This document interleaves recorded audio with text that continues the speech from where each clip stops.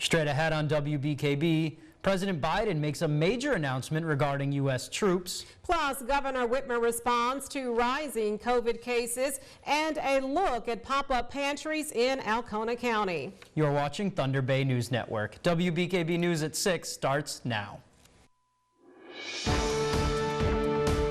This is WBKB News at 6. An in-depth look at news, weather, and sports. From hard-hitting news stories to local events, we're there with coverage you can count on.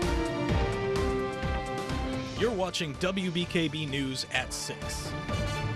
Good evening and thank you for joining us. I'm Tyler Cruz. And I'm Sherry Stewart. All U.S. combat troops will soon be moving out of Afghanistan. President Biden announced today that the troops will be withdrawn by September 11th of this year. His deadline marks the 20th anniversary of the 9/11 terrorist attacks that started the war. 3,300 troops will begin their withdrawal on May 1st. President Biden says Al-Qaeda no longer poses a threat to the United States and sees no military solution to problems there. I'm now the 4th United States president to preside over American troop presence in Afghanistan. 2 Republicans, 2 Democrats. I will not pass this responsibility on to a 5th. Critics have said that while Al-Qaeda might not pose a threat, leaving the area would allow the Taliban to regain control of the region. Bernie Madoff, a former investment banker who fooled Wall Street for decades with a massive Ponzi scheme, died Wednesday in federal prison. He was serving a 150-year sentence for orchestrating a $20 billion financial scheme that swindled thousands of investors out of their life savings. Madoff was 82. He died from natural causes in North Carolina. Here's meteorologist Ellie Morrison with a first check of the weather. Ellie, is it dried up yet?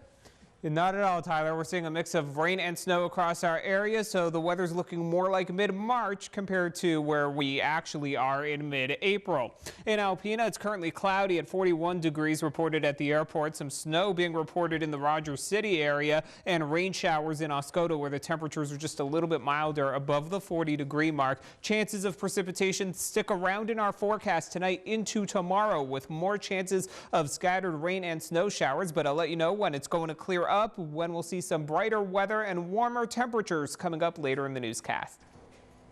Well, at least brighter weather and warmer temperatures are on the way. Thanks, Ellie. We'll see you in a little bit. Governor Whitmer says we've got work to do to get our COVID metrics headed in the right direction again. Even though we've administered over 5.4 million doses of the COVID-19 vaccines, the governor says cases are on the rise with 24 hospitals across the state at 90% capacity. Whitmer says to slow the spread of the B.1.1.7 variant, we have to double down on what we know works. Masks, distancing, hand washing. I also want to stress that we still have public health laws in place to mitigate the spread of COVID, including a mask mandate, capacity limits on indoor gatherings, and mandatory testing for sports. Whitmer says about 42% of Michiganders 16 and up have gotten their first dose, and 27.5% of Michiganders have been fully vaccinated, including 61% of seniors. The Alpena Township Board of Trustees is still looking at options to save the fire department. WBKB's Tiffany Maddox tells us how the city of Alpena may be able to help. Township Fire Chief Dave Robbins is still looking ahead. And indeed, from that reposting, received approximately 14 applications. I weeded those down to minimally qualified people. Came out to about 8. Hiring is ongoing, but other alternatives are still on the table. Recently, the city of Alpena, who's been contracting its fire and EMS services to the township, offered a few options to help. Option 1, Alpena Fire runs operations at both township stations. Option 2, the city extends its contract to the township's North Station another 6 months. The original contract expires July 1st. And option 3 is having the city rebuild the township's fire department utilizing paid on-call responders. We have some questions about more detail that you know, I think we need to ask those questions and figure out the details of that so we actually have that to do a comparison. Township Supervisor Nathan Skibby says while these options all have different pros, cons, and costs, it's all about what the residents need. From day one is to provide our citizens the best service possible and do so, if possible, within the means of the millage that are provided. In Alpena, Tiffany Maddox, WBKB News. Thanks for that, Tiffany. The township also has a list of solutions of their own, which include a hybrid fire agreement, contracting services, or disbandment. A fire at a home in Wilson Township Tuesday night rekindled early Wednesday. Fire crews were called to a home on Harrison Road and Emerson in Wilson Township late Tuesday. According to first responders, the fire began in the middle of the home near the garage. Fire crews returned to the home early Wednesday after the fire rekindled in parts of the destroyed structure. The home is a total loss, but the family inside was able to make it out safely. There were no serious injuries. Family members were taken to the hospital for smoke inhalation. The COVID-19 pandemic has impacted families in several ways. With food insecurity being one of them, the Alpena County Commission on Aging has given out over $1 million worth of food at their pop-up pantries over the past year.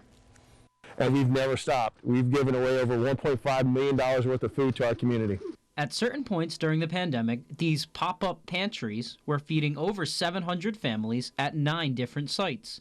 Avery and other officials don't ask any questions to those picking up food, as it is already a humbling experience just being there.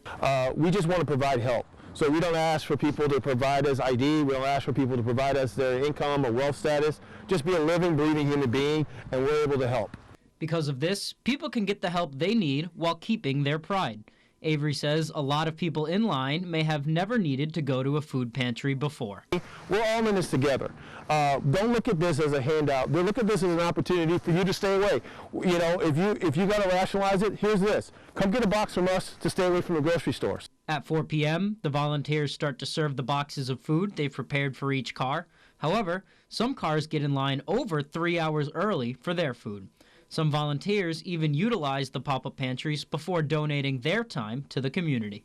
I came and got a box for myself, and I thought, you know what, I can help. Avery says what keeps this effort alive is volunteers and donations. Bring the time and then bring the commitment. It moves me to see the humanity and the decency. The next pop-up pantry will be on April 28th, beginning at 4 p.m. To give back, you can call the Food Bank of Lincoln for more information. We'll have the story on our website for more information. That's such a nice community effort. Yeah, especially a community effort to help the whole community. Yeah, very nice. In other news, it's Financial Literacy Month. Author and president of Weinrich Wealth shares why it's important for adults to be literate about their finances, but also why it's just as important for kids. J.J. Weinrich has been in the investment business for 20 years and credits his junior high school teacher for introducing him to the markets.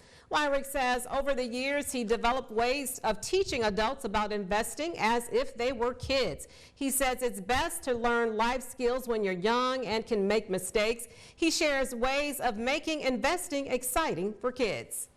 It's really easy to translate, you know, we're talking about Disney or we're talking about Roblox or whatever it is, depending on how kids are, into, you know, these are real companies and these companies make money and you can actually be an owner in some of these companies.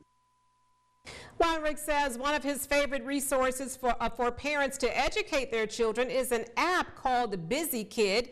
In this app, kids receive a debit card and are compensated for their chores, but the card also has additional learning benefits. They can use that money also to donate to charity, or they can use the money to invest in stocks, and you know, they don't have to save up $3,000 to buy Amazon. They can buy partial shares through the program that they have.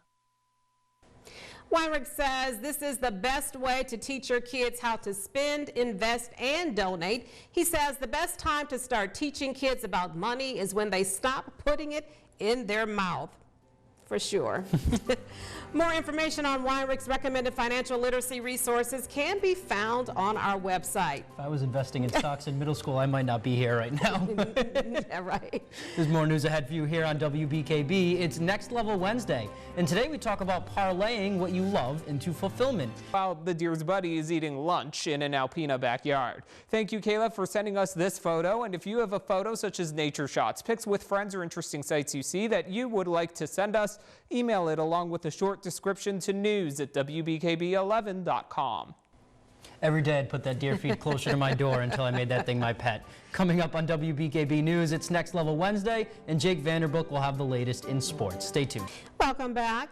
It's Next Level Wednesday, and WBKB's Stephanie Minichi headed over to Northland Area Federal Credit Union, where she spoke with the Assistant Vice President about her journey. Take a look.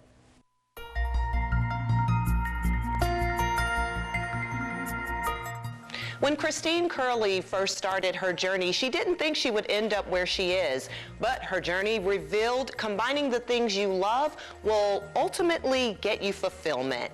Christine, thank you for joining me today. Tell me about your journey before becoming Assistant Vice President for Northland Area Credit Union. I actually started in retail and then went to a title company, and from a title company went into the credit union world to do mortgage processing. Back to a title company, then back to the credit union world, and essentially ended up here as a branch manager hired for our new office.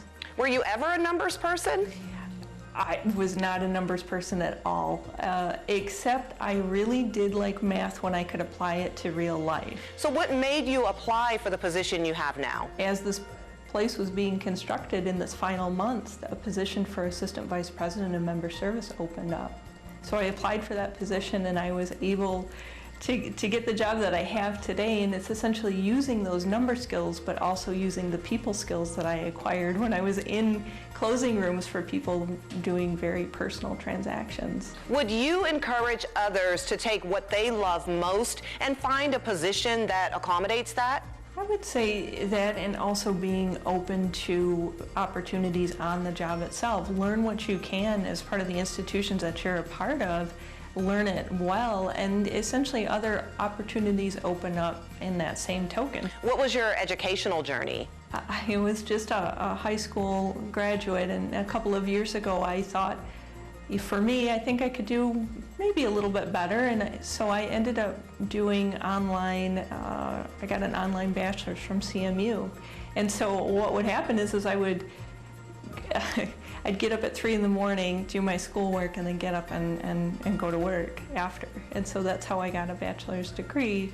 A couple of years ago, very, non-traditional student, but that's okay, I did it for me. And kudos to you. What would you say to those who are sitting at home right now with a burning desire to do something else, but they're just settling? Oh my goodness, life is too short to settle. Don't settle, do what you love, and there's always opportunities, and it just comes down to what your willingness is to learn and perform and do. If you come to work on a job and say, oh, well, I'm just here to clock time, you definitely want to rethink what you're doing. Christine, thank you for sharing your story and for your words of encouragement. I would say tune in next week for Next Level Wednesday, but we'll be on a break. But check back in with us the week of the 26th, where your next level may be explored. In Alpena, Stephanie Minichi, WBKB News. Thank you for that, Stephanie. That's a nice story. Nice story. Sports is coming up next, but first, Jake Vanderbrook is here with a preview. Jake, what's going on for us tonight? Hey, Tyler, next in sports, we got some more awards to announce from the Michigan Community College Athletic Association. More on that. Plus, we'll take a look at the Alpena Wild. That's all we have for you this evening. You can read more about our broadcast stories and get the scoop on other news items online. Just visit WBKB11.com for sports, weather, and news updates anytime, day or night. And check us out on our Facebook page and Twitter handle at WBKB11. Be sure to catch us back here tonight at 11 with Stephanie Minichi. Have a great evening.